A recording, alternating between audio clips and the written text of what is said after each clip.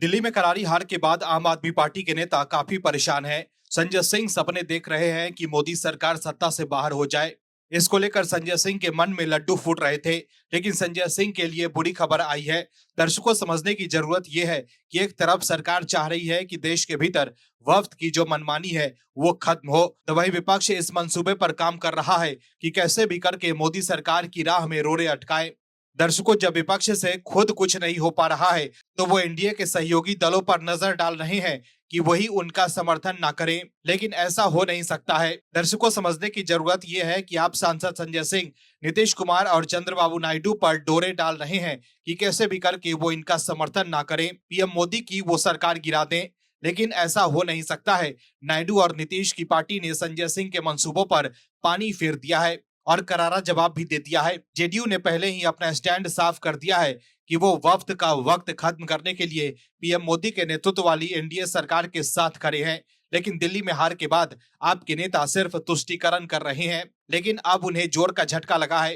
कैसे, बताते हैं आपको इस रिपोर्ट में। दर्शकों, आपको बता दें कि वफ्त बिल पर बवाल जारी है। मोदी सरकार इस बिल को संसद में लेकर आई है, लेकिन विपक्षी पार्टी इसे बड़ी साजिश बता रही है। आम आदमी पार्टी के राज्यसभा सांसद संजय सिंह ने कहा है कि हम संसद में इसका विरोध करेंगे। संजय सिंह ने दावा किया है कि बीजेपी वक्फ बोर्ड पर अपने पुराने स्टैंड से यू टर्न ले रही है। 2009 में रहमान कमेटी और 2013 में वक्फ संशोधन बिल पर बीजेपी ने समर्थन किया था। सुषमा स्वराज और शहनवाज हुसैन भी समर्थन कर चुके हैं।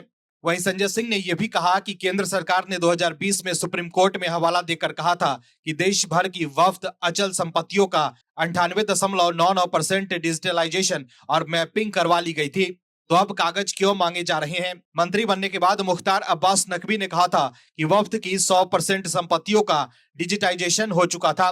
संजय सिंह ने कहा है कि अब आप कह रहे हैं कि 6 महीने के अंदर रिकॉर्ड देना होगा, वरना हम दंगा कराएंगे।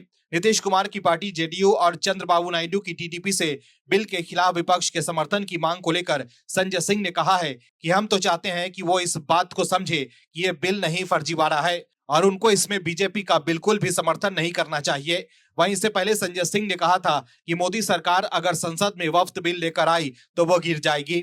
बीजेपी के सहयोगी चंद्रबाबू नायडू, चिराग पासवान और जयंत चौधरी ने अल्टीमेटम दे दिया है कि अगर बिल लाया गया तो उनकी जमीन हिल जाएगी। लेकिन मोदी सरकार के गिर जाने के सपने देखने वाले संजय सिंह के लिए बुरी खबर यह है कि नीतीश कुमार, चंद्रबाबू नायडू और चिराग पासवान जैसे एनडीए के नेता सरकार के साथ वफ्त बिल के समर्थन में मजबूती के साथ खड़े हैं।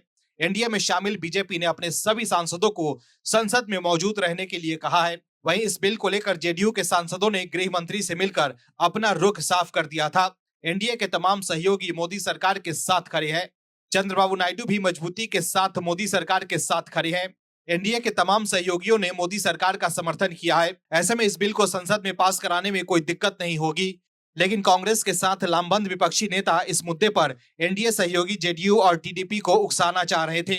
इसी को लेकर संजय सिंह कह रहे थे कि मोदी सरकार गिर जाएगी क्योंकि बीजेपी के सहयोगी चंद्रबाबू नायडू, चिराग पासवान और जयंत चौधरी ने अल्टीमेटम दे दिया है कि अगर बिल लाया गया तो उनकी जमीन हिल जाएगी। लेकिन अब जिस तरह से एनडीए एकजुट है, उससे संजय सिंह और विपक्ष को बड़ा झटका लगा है। Bureau report, OMH news. आप दर्शकों से विनम्र निवेदन है कि चैनल को सब्सक्राइब जरूर करें